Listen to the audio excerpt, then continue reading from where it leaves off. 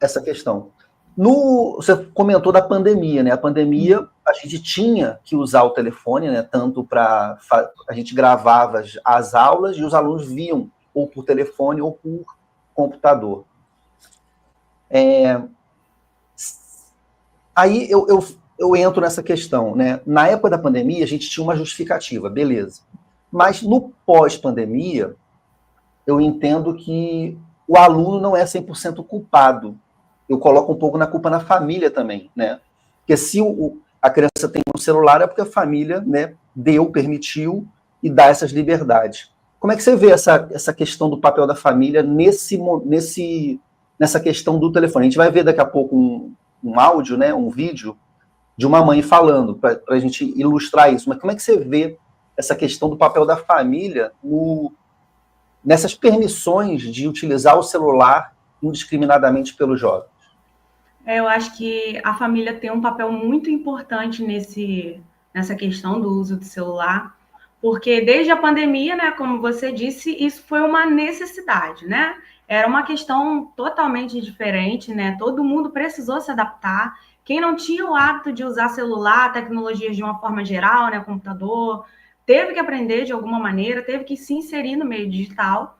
E quando a gente volta da pandemia, não houve aí uma conversa, um diálogo entre as famílias. A escola, né, tentou passar pelo híbrido, voltando aí no finalzinho da pandemia. Os alunos, alguns voltavam, outros preferiam, né, ficar em casa e assistir a aula ali ao vivo. E esse processo, embora nas escolas tenha sido gradual, para as famílias parece que esse processo não ocorreu, porque os alunos continuaram com a mesma rotina de estar com o celular e as tecnologias de uma forma geral. Não são todos, óbvio, mas o que eu percebo é que eles continuam com essa dependência de estar em contato com as redes sociais, até mesmo com a família através das tecnologias, né, como é o caso do celular.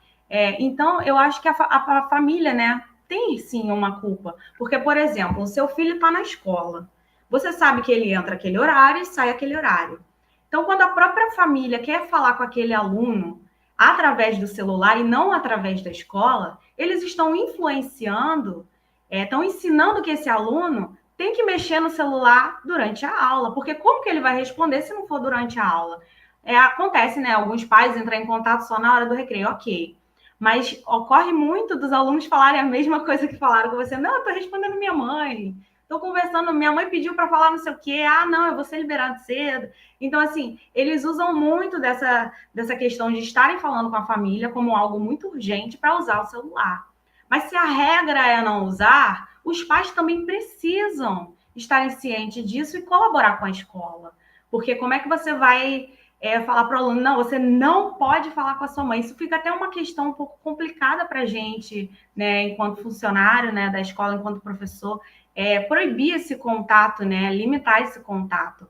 Mas eu acho que a família precisa ter esse diálogo com os seus filhos, né, e ensinar que na hora da aula eles precisam se concentrar. E se você parar para pensar, né, há 10 anos atrás, sei lá, 15 anos atrás, não era comum a gente usar celular em sala de aula. Na verdade, não era nem comum a gente ter muito celular. E mesmo quando tinha, né, as redes sociais ainda não estavam como estão hoje, né, não existiam todas que existem hoje.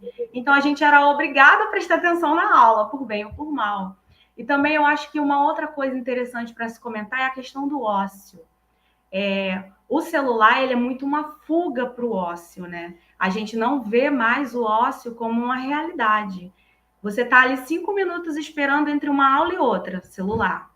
A gente percebe que não só os adolescentes, né, os nossos alunos, mas também a gente, né, os adultos. A gente não consegue... comentar isso. Ia falar isso? Estou adiantando um pouco o assunto. Mas a gente não consegue esperar. E, às vezes, para a família, é cansativo, né? É problemático ver a criança no ócio. Você pode até ficar com pena. Ah, tadinho, não está fazendo nada. Vou dar o celular para jogar um joguinho, assistir algum vídeo, fazer alguma coisa. Mas a criança, no processo de educação, ela precisa do ócio. Ela precisa desse tempo para assimilar aquilo que ela aprendeu. Então, a família, nesse sentido, quando dá o celular para o aluno, fica falando com ele, mesmo sabendo que está na hora de aula, ela atrapalha esse processo de aprendizagem, né? Eles precisam disso. Até o Piaget, né, um importante estudioso, falava sobre esse tempo de assimilar o conteúdo. Você precisa desse tempo para assimilar, e depois que aquele conteúdo, né, que aquele conhecimento foi assimilado, aí sim, você acomoda aquele conhecimento e você vai aprender de fato. Mas é necessário respeitar esse tempo e esse período de ócio. Ele não está ali fazendo nada, nem sempre aquilo é ruim, ele pode estar pensando, enfim. E o celular é o quê? É estímulo o tempo todo, o tempo todo. O estímulo é infinito. Você vai rolar o feed e ele nunca vai acabar, você nunca vai chegar no fim.